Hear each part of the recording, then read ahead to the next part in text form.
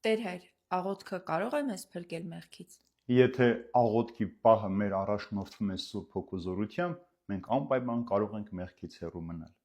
Սակայն մեր կյանքում կան քրիստոնյաներ, մարդիկ, ովքեր մնայուն կերպով եկեղեցի են գնում, ժամերգություններ են մասնակցում, աղոթների կամ պատարակներ ներկա լինում, սակայն մեղքի կյանք են ապրում։ Ինչու՞, որովհետև իրենք ներկա են, բայց մասնակից չեն։ Իրենց ներկայությունը չի բերում աղոթական մթնոլորտ եւ իրենք մասնակիցը չեն դառնում այդ աղոթքին, ինչը նշանակում է, որ քո այդ աղոթքի պահը պարզապես բառերով լցնելու հնարավորություն է, բայց ոչ երբեք Սուրբ Հոգու առաջնորդությամբ մաքրվել եւ սրբվել։ Ես օրինակը հաճախ տեսնում եմ մկրտության ժամանակ, եւ քահանան աղոթում է երեխայի մկրտության համար, նրա փրկության համար, քրիստոնյա դառնալու համար, սակայն ծնողները իրար հետ զրուցում են կամ նկարվում են եւ իրենք մասնակիցը չեն այդ արարողության։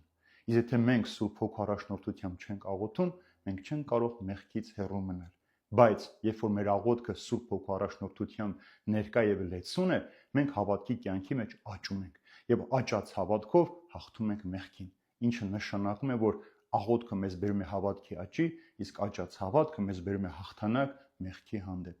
Սակայն մենք կարող ենք երբեմն նաեւ հաճախել եկեղեցի, աճել հավատքի մեջ, բայց նաեւ պարտվել։ Ինչու սիրելին է, որովհետեւ երբեմն հավատքի մեջ աճած մարդը դառնում է ինքնահավան եւ ամբարտավան։ Սկսում է ինքն իրեն զանազանել ուրիշներից, որ ես ավելի շատ աղոթող եմ, ահեցող եմ, ավելի շատ եկեղեցի եմ գնում եւ նրանք, ովքեր քիչ են գալիս, սկսում են արհամարանքով լցվել։ Պարզ օրինակը տեսնենք պատմության մեջ շատ երևելի քրիստոնյաներ եղան, որ հավատքի մեջ շատ զորավոր աճ ունեցան, բայց հետո պարտվեցին։ Օրինակը տեսնենք, եթե մեկը բժշկության շնորհ է ստանում, ինքը կարող է Հիսուսին մեկին բժշկել, եւ ինքը եթե հավատքի մեջ խոնարհություն, հեզություն, ազնվություն, մաքրություն չունենա, ինքը հպարտանում է եւ կարծում է, որ դա իր մենաշնորհն է։ Կամ եթե մեկին տրված է լավ երգելու, լեզուներ իմանալու, խոսելու հնարավորություն, ինքը կարծում է, թե իր կարողություններն են, բայց սա Սուրբ Հոգու շնորհներն են։ Հավատքի մեջ աճելու հետ մեկտեղ մենք նաև պետք է Սուրբ Հոգու պտուղներ ունենանք՝ խոնարհություն, հեզություն,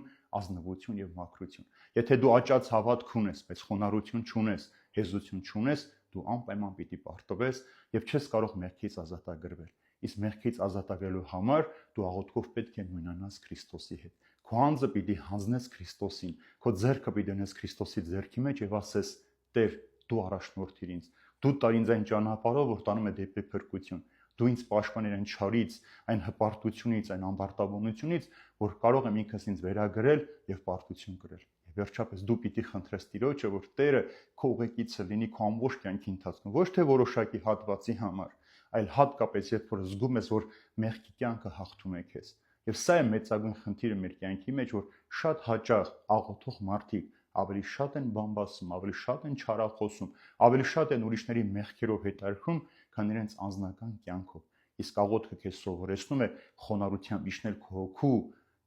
խորքերը, այնտեղ փնտրել ամենաթաքնված անկյուններից հանել մեղքը, որպեսզի դու կարողանաս մաքրվել, մեղքից հեռու լինել եւ Սուրբ Հոգու առաջնորդությամբ գնալ հավատքի աճ եւ այդ աճած հավատքով հաղթել մեղքին ու նույնանալ Քրիստոսի կյանքի հետ։